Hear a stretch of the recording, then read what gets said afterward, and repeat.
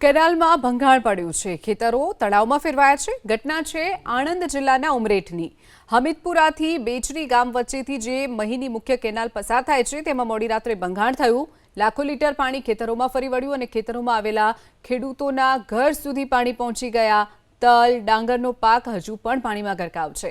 એટલું જ નહીં, ડુંગરીપુરાથી ઉમરેઠને જોડતો જે માર્ગ છે તે પણ પાણીમાં ગરકાવ થયું છે। પાણી રોકવા કેનાલનો મુખ્ય દરવાજો બંધ કરાયો છે। ખેડૂતોનો આરોપ, હાલમાં જ કેનાલનું સમારકામ કરવામાં આવ્યું છે તો પછી કેનાલ કેમ તૂટી ગઈ? ભ્રષ્ટાચાર થયાનો પણ ખેડૂતોએ આરોપ લગાવ્યો। તાત્કાલિક સર્વે કરી વળતર આપવા માટે પણ ખેડૂતોએ માંગ કરી છે। સરકારના પાપથી આ નહેરનું રિપેરિંગ કામ ચાલતું હતું। કરોડો રૂપિયા ખર્ચ્યા પણ નહેરનું કામ પૂરું થયું નતું, પાણી છોડી દીધું।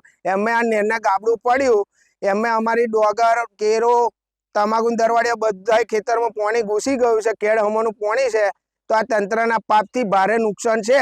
તે સહાય ચૂકવવા અમે સરકારને અપીલ કરીએ છીએ। જો કુદરતનો માર હોત તો વેઠી લોત, પણ આ કાયદેસર સરકાર તંત્રનો એ છે અને એના દ્વારા ફાટી છે, એ અમારે સહન નહીં થાય।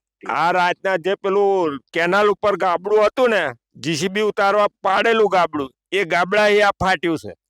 એટલે કેનાલ વાળાની બેદરકારી। માંગ શું છે તમારી? અમારી માંગ અમારું આ નુકસાન થયું હોય એ। કેટલું નુકસાન થયું? આ મારે જો 60,000 ના રોપા છે, 45,000 નું ખાતર રાખેલું, એની પાછળ મજૂરી એ 20,000 ખર્ચો થયો, 70,000 રૂપિયા એ છે। આ મારા તલ ગતા રહ્યા।